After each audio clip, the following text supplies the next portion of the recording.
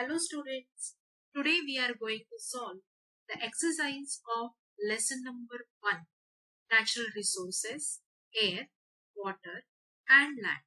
Standard 6, Maharashtra Board.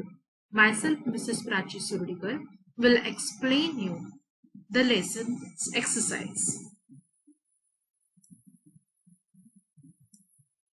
So, here we will cover the question number 4 of exercise, match the following. Then question number 5, name the following. Question number 6, true or false. Question number 7, answer in your own words. So before starting, please like, subscribe and press the bell icon so that whenever any new video get uploaded, you will get the notification of that. And also, here we are covering the exercise from question number 4. If you want the answers of question number 1, 2, 3 of the exercise of this lesson, I have given the link in the description box. Please visit and check the answers of question number 1, 2 and 3. So let us start with the question number 4. The question number 4 is match the following. These are the match of the following.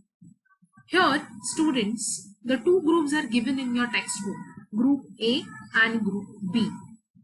Though the question is match the following, you will not just make arrows to match the pair.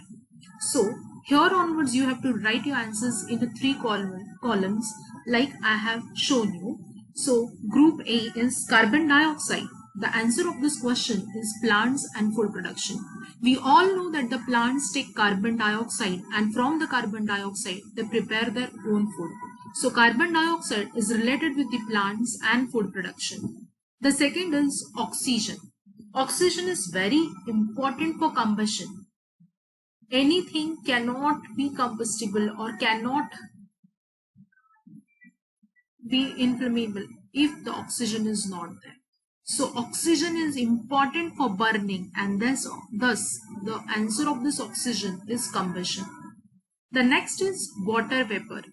In the water cycle, water vapors are having a much importance. So water vapors causes the rain. Hence the answer of water vapor is rain. Microbes are important for generation of soil as they are involving or contributing a major role in weathering of the soil, weathering of the land, rocks.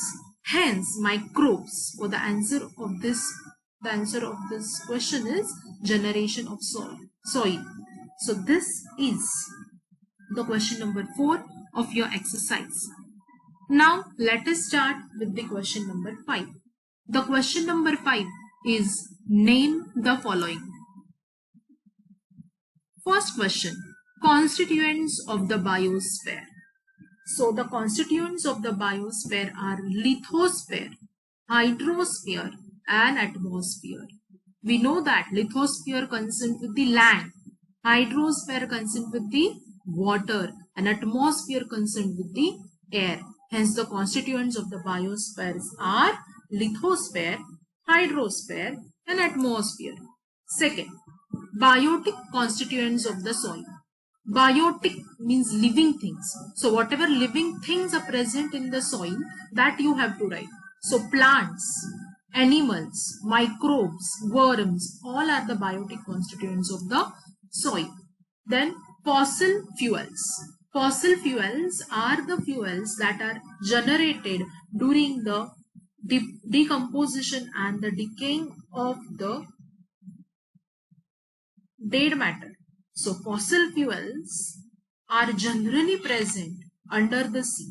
So these fossil fuels are coal, petrol, diesel and crude oil. The next question is inert gases in air. So the inert gases in air are the argon, helium, neon, krypton and xenon.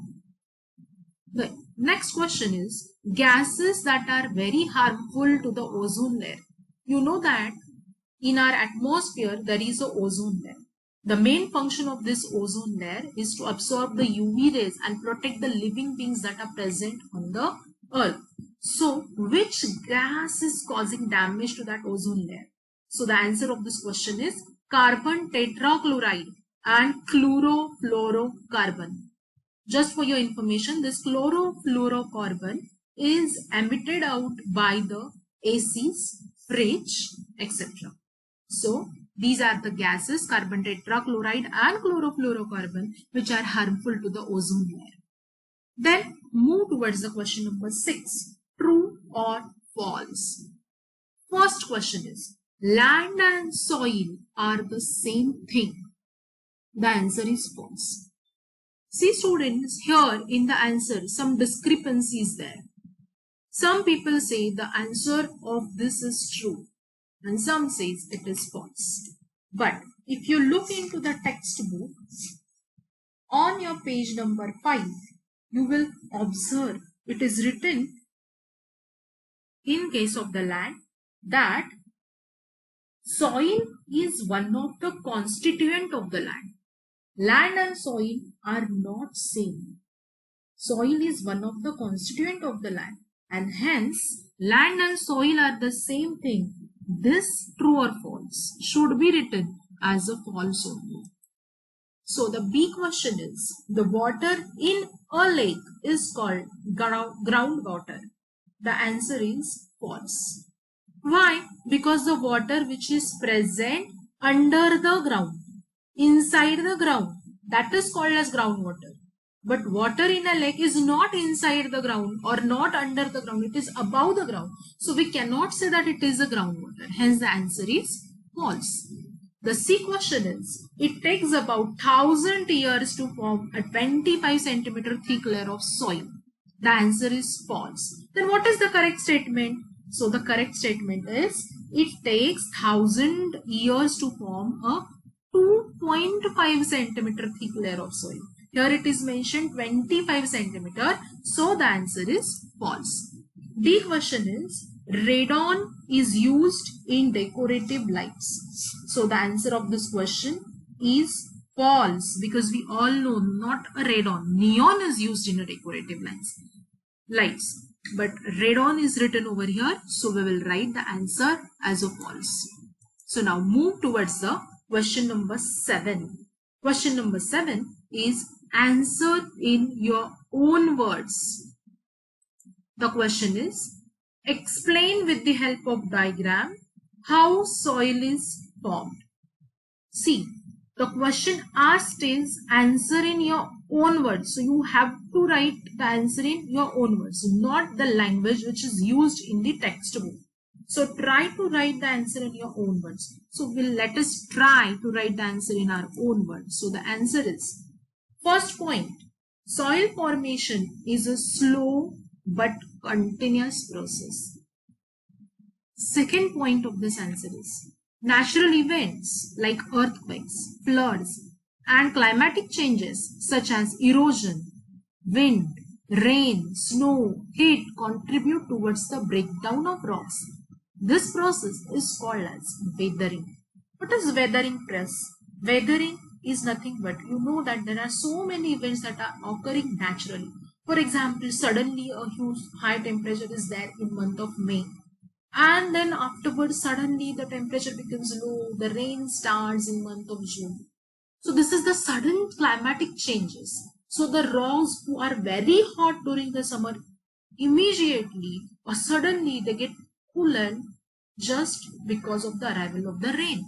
So this process causes the weathering of rocks, breakdown of rocks.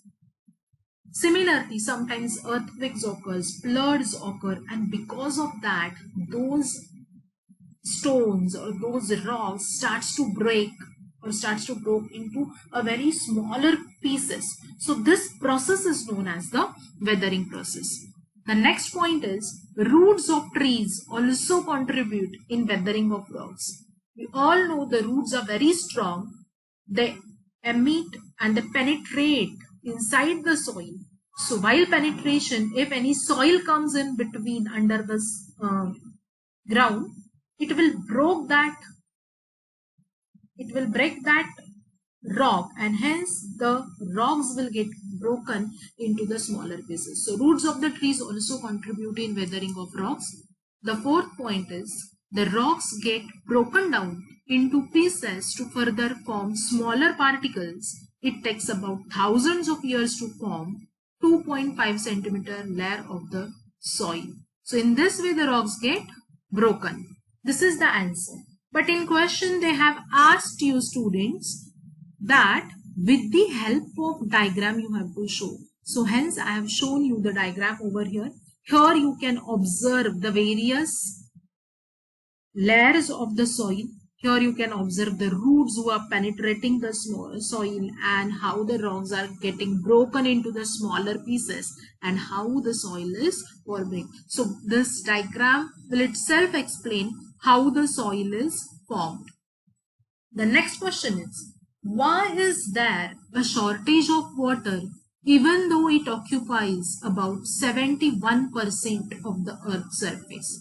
We know that on Earth a huge amount of water is there, but still we are facing the scarcity of water. Why? The answer of this question is, first point, the sea water, it is 97%, but it is salty. So can we drink that water? No.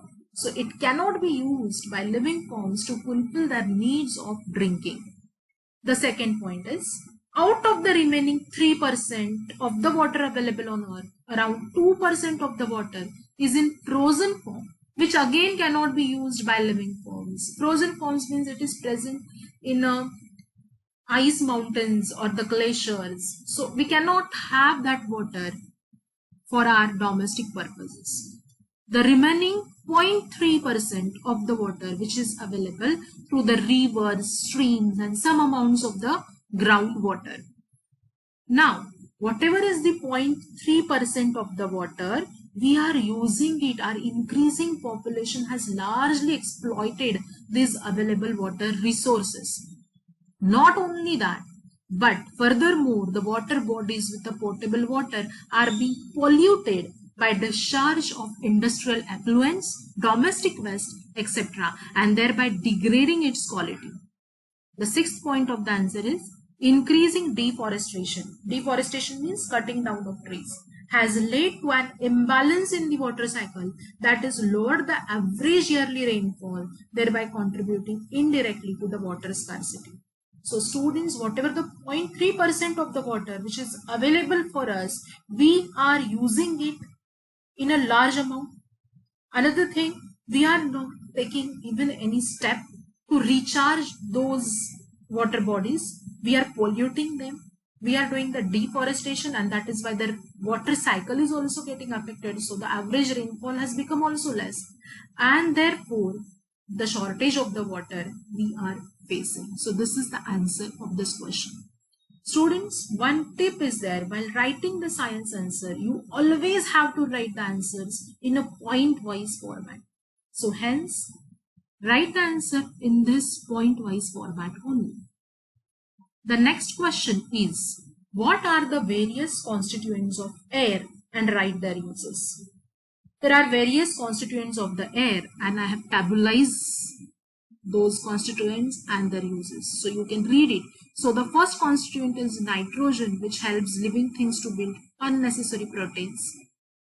Then in production of ammonia, in food industry, airtight packaging of the food items, whatever the Lays or kurkure you are eating, so that airtight packets are there, that airtight packets are having nitrogen in it.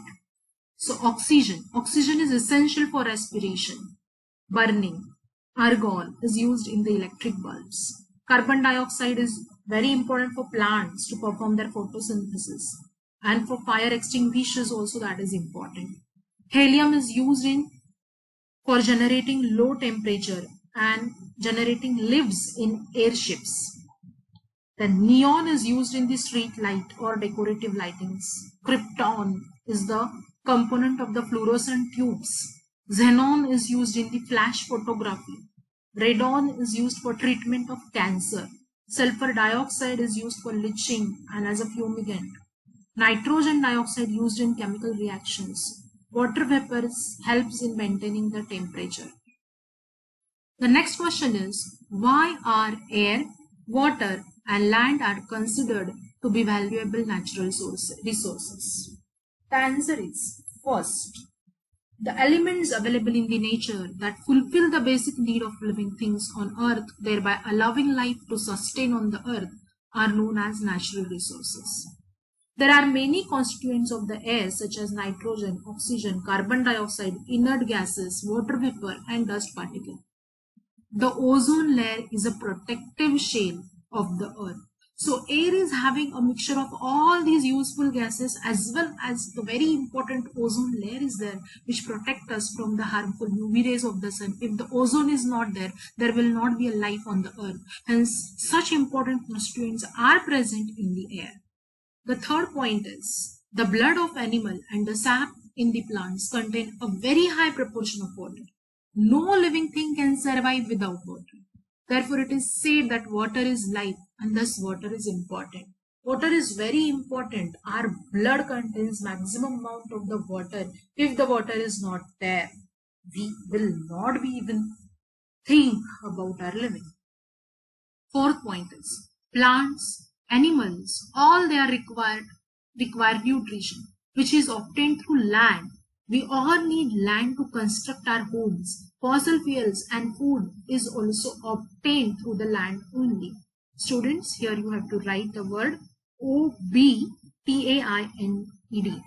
This is by mistake, so please write the spelling OBTAINED. So the food is obtained through the land only. Hence, air, water and land are considered to be valuable natural resources. So in this way, we finish the exercise of lesson number 1. Thank you very much. Thanks for watching.